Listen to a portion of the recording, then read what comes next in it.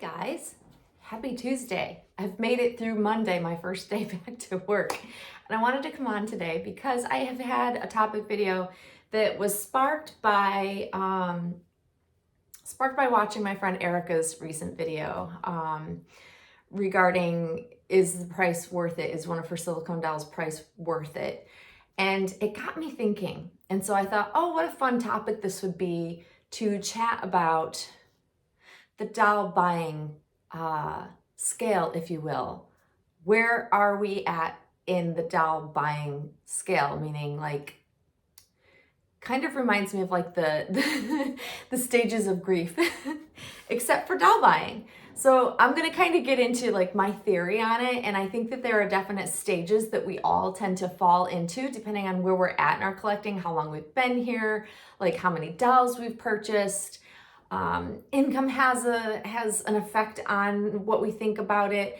And so I think this will be a fun video, and I'd love to hear your feedback of where you think you're at after you've kind of heard my thoughts on this.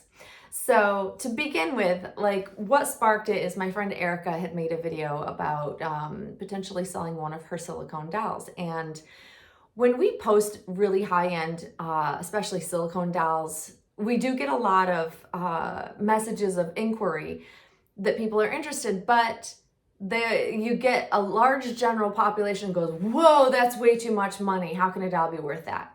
And that's what stuck in my mind about this particular topic that I wanted to chat about with you guys, because that has been my experience as well. Since I do collect high-end silicone dolls, they're very expensive. And what occurred to me anytime I've ever tried to sell one out on the public market, there was more people responding when I shared the price I was asking for whatever doll. Over the years, it's really been my experience that a lot of people are like, whoa, you're asking way too much for that doll. It's a doll. How can it be worth that much? And that was like a huge amount of response to sharing what the doll's price was. And I think I know why. I have a theory. And so let's attack it. Let's unpack it, should we say. So I think for me, when I started in this hobby, it was late 1990s, long time ago. And I won't lie, the first quote unquote reborn that I had seen that I went, oh, I'm curious, was $100. It might have been just under, like $99 plus shipping type of thing on eBay. And at the time I went, holy crap, that's a lot of money for a doll. Even though I'd collected different types of dolls throughout my life, like porcelain dolls, cloth dolls, like just dolls of varying kinds, Barbies, Cabbage Patch dolls, you name it, I collected them because I was a doll person. From the time I was a small child, I had dolls. My mom will tell you I was obsessed with little dolls. And so even though I was like, whoa, it's $100, that's a lot to spend on a reborn that I don't even really understand what a reborn is, but it looks more realistic, so I'm curious. But at the time, that was my first sticker shock of the hobby. Noted. And what I found was after receiving that doll and being so intrigued, even though the doll was garbage, it was horrible, it was not really reborn at all. I still have said doll in the closet. And it didn't matter because I was like, okay, whatever, but I'm super intrigued and I want to know more. So I started like following and saving eBay searches for reborn dolls because it was literally sparked my interest so much. I wanted to find more, and I'm like, there's got to be better out there because that's just how my brain works.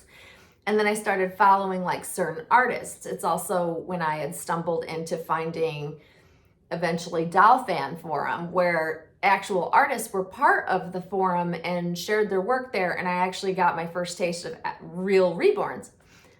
But with that came higher prices. And so we started at $100, right? And then it quickly jumped up to around $400 to $500 that I was seeing was like a nice, at the time, nice Reborn, and had sticker shock all over again. But the thing that works for me, and I think that happens with a lot of longtime collectors, seasoned collectors, I want to say, OC, the originals, or is that what they call them? But for a lot of us, we grew, our price sticker shock grew as the hobby like evolved and the art got better. So we saw gradual increments, right? And so even though, it was a jump from $100 to like $400 or $500 for Reborn, and then from there, over the next couple of years, it grew to like more appropriately like $900, $1,000 for a really high-end Reborn at the time. I could, even though I had sticker shock as these prices were increasing, I had been in the hobby now long enough where, over a couple of years, you kind of get desensitized and don't think of it as like, holy crap, that's a lot of money to spend on a doll. So my experience was I got to grow with the art and I got to grow with the experience of better and better dolls over a longer period of time. And so as my collecting got further in and the prices kept going up, and then voila, let's introduce silicone as a medium on the scene, and the prices went up tremendously, and I had sticker shock all over again. It was like I'm constantly seeing the rise, but I am beginning to become more desensitized to it. And I think that for me, it made it easier to start spending more money on dolls. So I think at the beginning stages, when any collector finds this hobby, we all have that sticker shock moment of, holy shit, dolls cost this much money. I think we all have experienced it, if not all, most of us in our time in collecting. I truly believe that. And I think that the longer that we are in the hobby and collecting and growing our collection and seeking out nicer dolls, the sticker shock starts to wear off. And then you become like, okay, this is a lot of money, but I'm going to stomach it because I really want the doll. But, I'll accept it. Not happy about it, but I'll accept it. And that number of where that line that you draw for yourself, because we've all done that too. We're like, okay, I have limits. I'm not going to buy a doll over this price because I can't justify it. It's not okay in my head. Wherever you're at in your collecting, we all have that limit. But for most of us, that limit tends to grow as you collect nicer and nicer dolls and want nicer and nicer dolls, and you see the price tag go up. And so I think we have the beginning stages where we have, oh shit, sticker shock. And then we have the middle of the ground where we all kind of get comfortable with like, here's where I see pricing to be. And I'm okay with this range. And I'm accepting that dolls cost this amount of money. And then we have the later stages, which I have moved out of the first two stages over the years and moved into my taste has grown. I have ridiculous expensive taste, and I'm going to have to resign myself to the fact that I'm going to have to spend money to get what I want. That's going to check the boxes. That's going to give me the satisfaction of having like the doll I've been seeking my whole time collecting. And for me, that was high-end silicone dolls, because I've experienced a range of silicone dolls over the years. I've had a lot of really great ones. I've had like the top of the top, like I'm talking the top of the line by the best artists, many from Romy Stridham, she is right there at the top, many from Claire Taylor right at the top.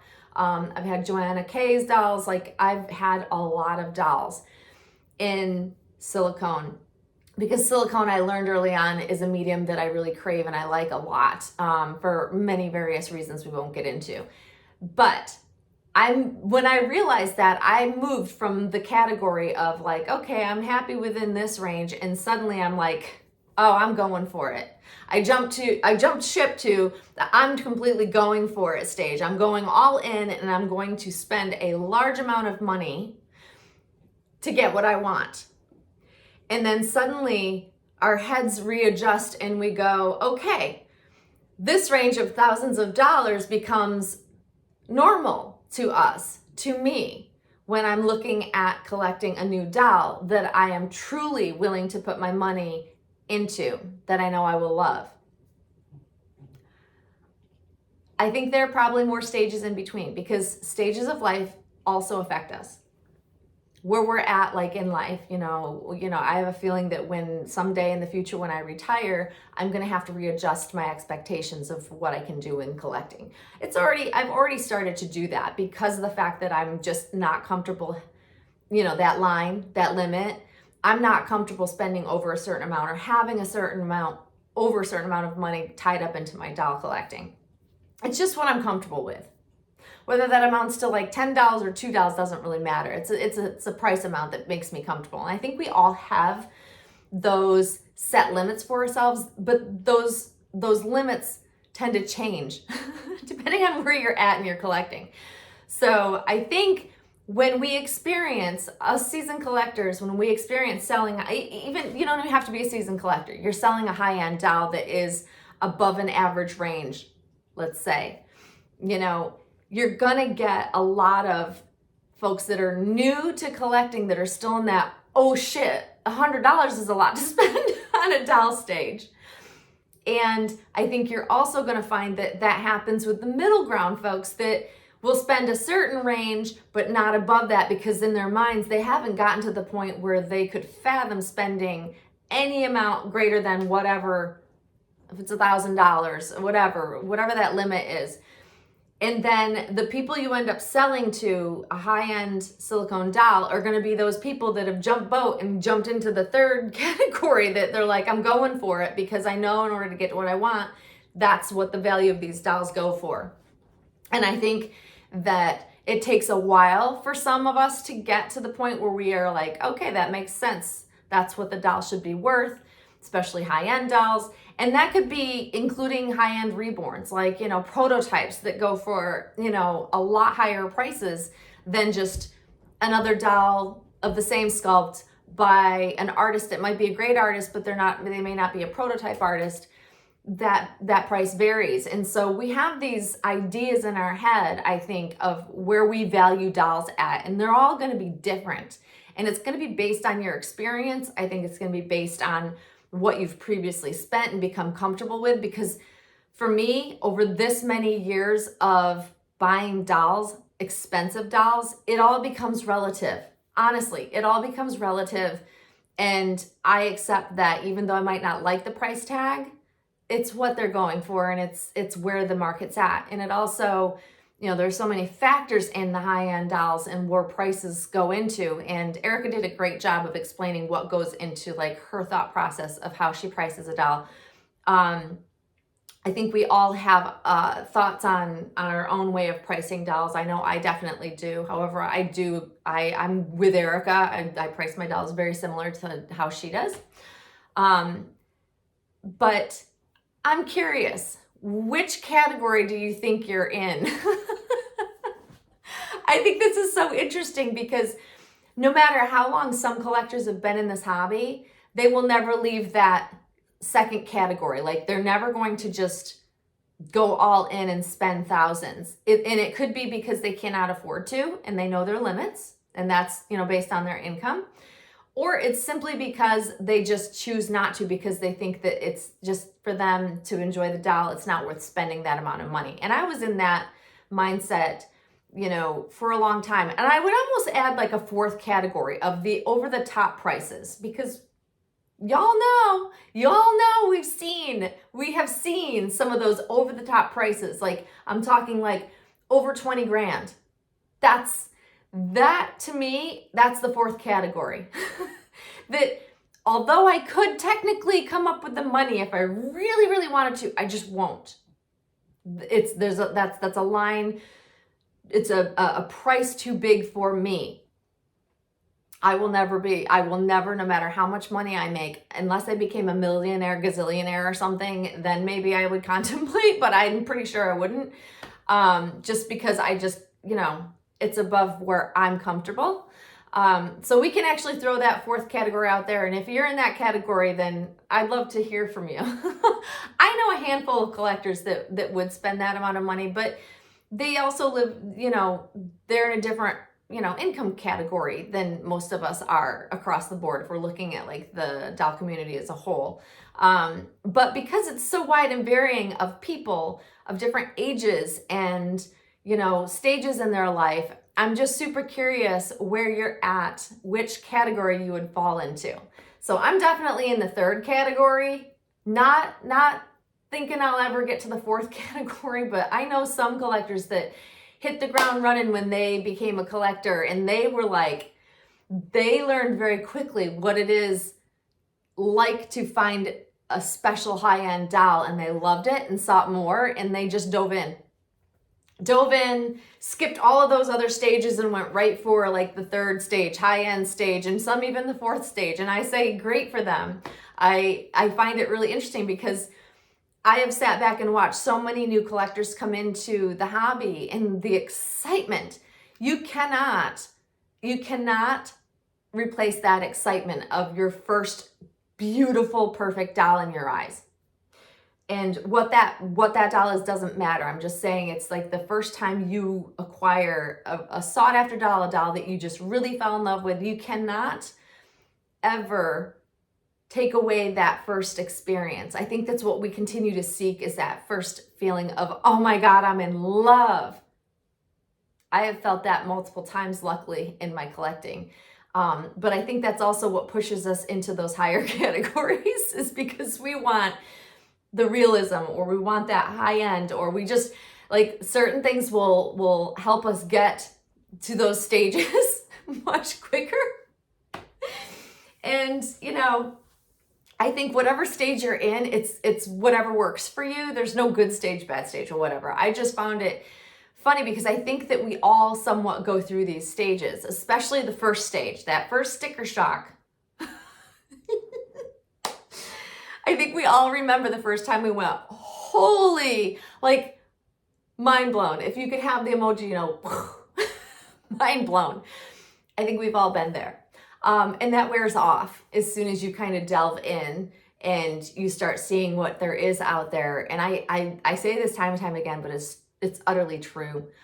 I couldn't imagine coming into this hobby now with what's there to be purchased now and the type of artwork that's out there now for us collectors. Like, I can't even imagine how overwhelmed I'm sure I would feel, and the need to have everything would just consume me. So I don't know how you younger or newer collectors do it, but hats off to you if you have any type of, refrain. Because even when I was younger and very new to this hobby, I started seeking the best. Where's the next best doll? And I bought a lot of dolls because it literally consumed me, because I was so intrigued and just fell in love with this hobby. So it's just really interesting. It's fun to watch other new collectors, but that is my thought process of the doll buying scale. And please feel free to share where you think you're at and where it falls into what category you're in. And if you want to share like your first, oh my gosh, this is crazy, that first moment, I'd love to hear about it, because I think that those experiences are really fun. The sticker shock moment, if you will.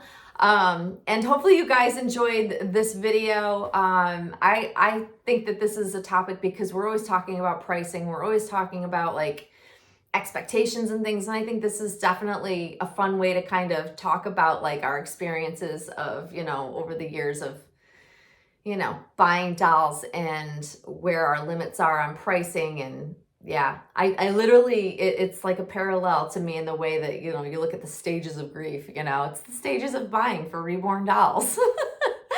So guys, happy Tuesday again. I hope you're having a great day, and you'll see us all very soon.